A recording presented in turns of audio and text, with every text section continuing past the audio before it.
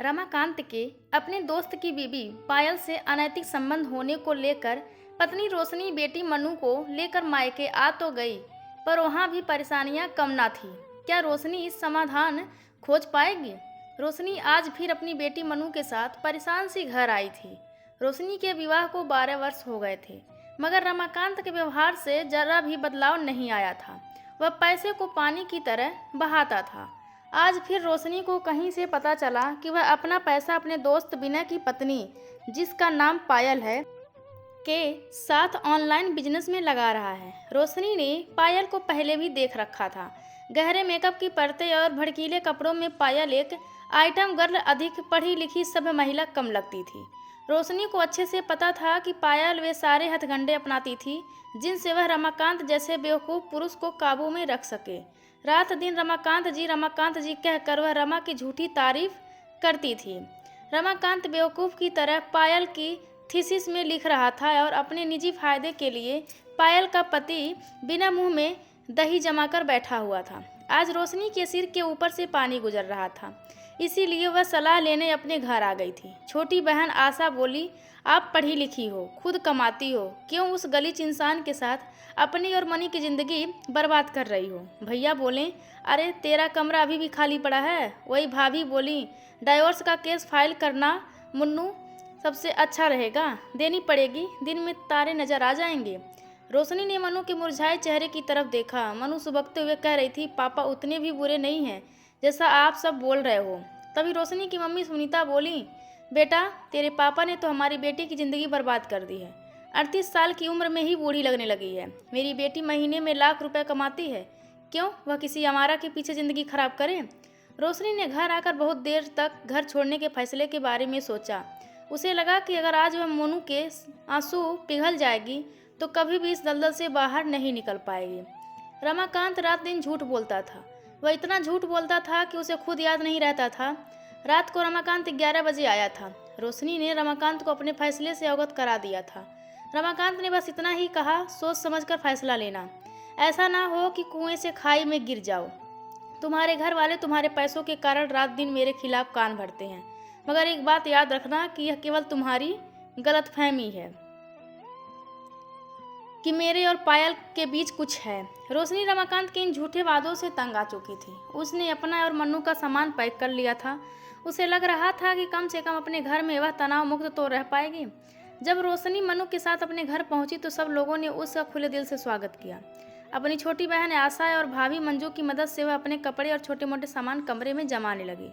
रोशनी ने देखा कि उसके कमरे में एक अलमारी पुरानी चादरों से अटी पड़ी है।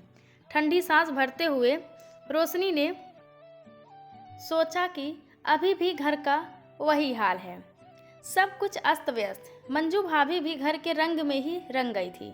मंजू भाभी बोली, अरे दीदी, आप इसके ऊपर अपने महंगे कभी कभार पहनने वाले कपड़े रख दो, जल्द ही मैं ये सामान हटवा दूंगी। तभी आशा बोली, अरे मेरे कमरे में एक अलमारी पूरी खाली है, आपके कपड़े वहाँ रख देते हैं। रोशनी के सारे महंगे सूट और साड़ियाँ आशा अपने कमरे में ले गई थी। रोशनी मनु के साथ उस कमरे को अपना घर बनाने की कोशिश कर रही थी कि तभी रोशनी को बाहर शोर सुनाई दिया। जब रोशनी बाहर निकली तो देखा कि आशा उसकी कांजीवरम सिल्क की साड़ी पहनकर मॉडलिंग कर रही है। रोशनी को देखकर आशा बोली, दीदी इस बार ऑफिस में ट्रेडिशनल डे पर वे पहनेंगी। तभी भैया के छोटे बेटे लक्ष्य से उस साड़ी के ऊपर पानी गिर गया। रोशनी को ऐसा लगा मानो साड़ी पर उकरे हुए मोर को किसी ने ज़बरदस्ती नहला दिया हो। आशा बोली, सॉरी दीदी, मैं इसे ड्राई क्लीन करवा दूंगी। तभी रोशनी की मम्मी बोली, अरे मैं घर पर ही धो दूंगी। रोशनी को अंदर ही अंदर झंझलाहट तो हुई, मगर वह चुप ही रही। रात में जब रोशनी और मनु डिनर के लिए बाहर आए तो डाइनिंग टेबल पर सजी क्रॉकरी देखकर रोशनी की भूख ही मर गई थी। क्रॉकरी का रंग पीला पड़ गया था और खाना भी बेहद बदमजा बना हुआ था। रोशनी ने देखा कि मनु बस खाने में हाथ डाल रही है। रात में रोशनी मनु से बहुत देर तक बात करती रही थी। फिर तकरीबन 10 बजे रोशनी उठकर रसोई में गई। वह मनु को दूध देना चाहती थी। फ्रिज खोलकर देखा तो एक गिलास ही दूध था। मम्मी रोशनी से बोली, अरे रोशनी, तेरा भाई तो अकेला कमाने वाला है, अब तू आ गई है तो थोड़ा उसे भी चैन मिल जाएगा। रोशनी मम्मी की बात सुनकर थोड़ी अचकचा गई। रमाकांत वास्तव में उसके परिवार के बारे में सही बोल रहा था। अगले दिन रोशनी सवेरे 5 बजे उठकर नहा ली थी और अपने कपड़े भी धोकर डाल दिए थे। अब समस्या थी मनु की, वह बिना दूध के आंख नहीं खोलती है। रोशनी ने फिर खुद अपने पैसों से 4 लीटर दूध खरीद लिया। मनु को दूध देने के बाद जब वह तैयार होने लगी तो मम्मी बोली, रोशनी आज बहुत बरसों बाद गाढ़े दूध की चाय नसीब होगी। रोशनी जब नाश्ता लेकर अंदर आई तो मनु अभी भी रात के कपड़ों में ही बैठी थी। रोशनी ने गुस्से में कहा, तुम अब तक नहाई क्यों नहीं? मनु रोवासी सी बोली, कोई बाथरूम खाली नहीं है। रोशनी ने प्यार से मनु के सिर पर हाथ फेरते हुए कहा, चलो फिर छुट्टी कर लेते हैं। मनु बिदकते हुए बोली, नहीं बिल्कुल नहीं। फिर मनु मुंह हाथ धोकर ही स्कूल के लिए तैयार हो गई थी। टिफिन में भी रोशनी बस ब्रेड जैम ही रखवाई थी। दफ्तर में रोशनी दिन भर सोचती रही कि वह क्या करे। मनु को वह ऐसे नहीं देख सकती थी। वापसी में रोशनी ने मनु की पसंद की स्नैक्स, ड्राई फ्रूट और भी न जाने कितना सामान ले लिया था। मगर जब रोशनी घर पहुंची तो शर्म के कारण उसने पूरा सामान मम्मी के हाथों में पकड़ा दिया था। मम्मी गर्व से बोली, ऐसी बेटी क्या कभी मायके पर बोझ होती हैं? भैया और भाभी के लिए रोशनी अब एक कमाई का जरिया थी। मम्मी संकेत में बहुत बार रोशनी को यह समझा चुकी थी कि छोटी बहन आशा की शादी उसकी और भैया की संयुक्त जिम्मेदारी है। आज जैसे ही रोशनी ऑफिस से आई तो उसने देखा कि आशा उसका सिल्क का सूट लपेटते हुए आ रही है। रोशनी एकाएक चिल्लाकर बोली, आशा किससे पूछकर तुम यह सूट पहन कर गई थी? आशा खिसियाती हुई बोली, दीदी आज ऑफिस में पार्टी थी, मैं ड्राई क्लीन करवा दूंगी। तभी मम्मी तपाक से बोली, अरे जब 38 साल की उम्र में तुम्हें ही इतना शौक है तो वह तो अभी 24 साल की है। इस घर में मेरा और तेरा नहीं होता, यह हमारा घर है रोशनी, अब इस घर की जिम्मेदारी भी तेरी है। इसी तरह मन को समझाते हुए, समझौते करते हुए और घर की जिम्मेदारी उठाते हुए 1 माह बीत गया था। रोशनी ने एक आध बार रमाकांत से बात करने की कोशिश की, मगर रमाकांत को शायद वह अरेंजमेंट पसंद आ गया था। जब रोशनी अपने बड़े भाई अभिषेक के साथ वकील के यहाँ गई तो वकील ने कहा कि तुम्हारे पति के खिलाफ डोमेस्टिक वायलेंस का केस कर सकते हैं, क्योंकि पैसे ना कमाना, बाहर गर्लफ्रेंड होना, ऐसी बातों से कुछ नहीं होगा। रोशनी बोली, वकील साहब शादी को 12 साल हो गए हैं, अब भी डोमेस्टिक वायलेंस का केस बन सकता है। वकील बोला, क्यों नहीं, एक ऐसा रामबाण है मेरे पास जो कभी खाली नहीं जाता है, बस तुम्हें थोड़ी हिम्मत रखनी पड़ेगी। फिर वकील ने जो बताया उसे सुनकर रोशनी का दिल कांप गया।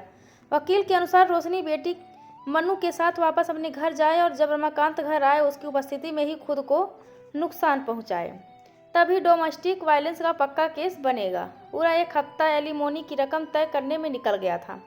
मम्मी को 1 करोड़ रुपए की रकम भी कम लग रही थी, तो आशा और मंजू भाभी 60 लाख रुपए में समझौता करना चाहते थे। रोशनी थोड़ा झिझकती हुई बोली, भैया क्या रमाकांत से ऐसे पैसे लेना ठीक रहेगा? मम्मी तपाक से बोली, हमें उस बात से कोई मतलब नहीं है, तेरी ज़िंदगी बर्बाद कर दी है उसने, उन पैसों को तेरे भैया के बिजनेस में लगा देंगे।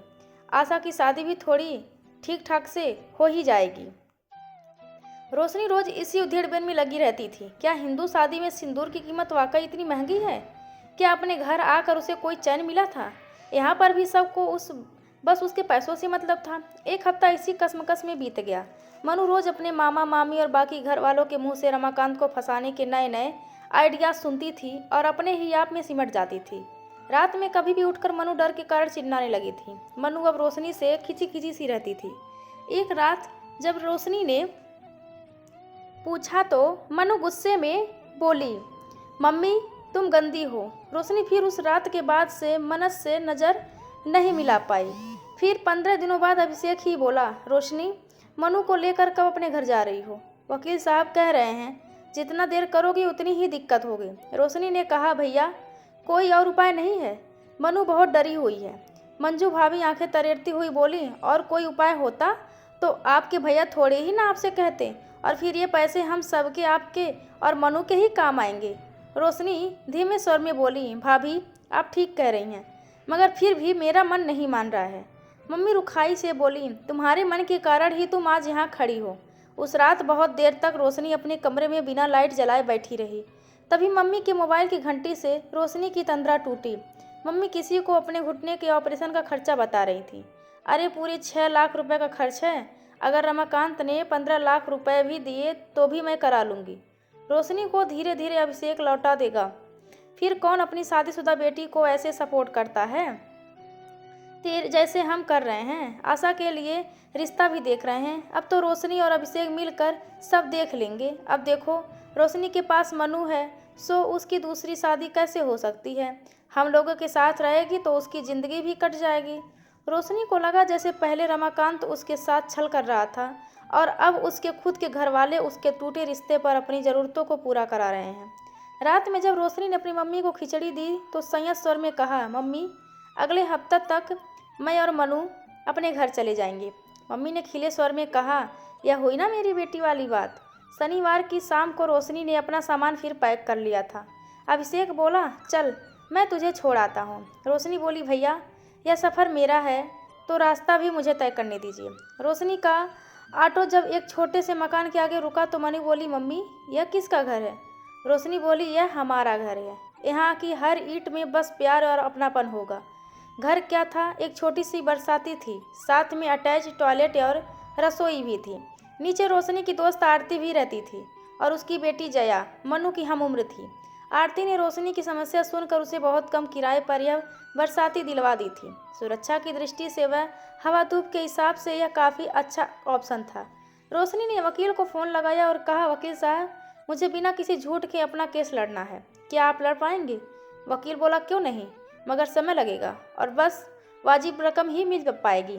रोशनी हंसती हुई बोली, बस वाजिब ही चाहिए। नीचे से मनज की खुलकर हंसने की आवाज़ आ रही थी।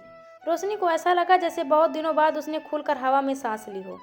जहाँ पर थोड़ी सी जमी उसकी है और थोड़ा सा आसमां भी उसका ही है।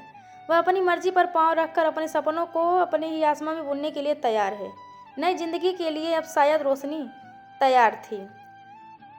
तो दोस्तों, यह कहानी आप सभी को कैसी लगी कृपया कमेंट करके ज़रूर बताएं और चैनल को लाइक शेयर सब्सक्राइब करना बिल्कुल भी ना भूलें। धन्यवाद आप सबका।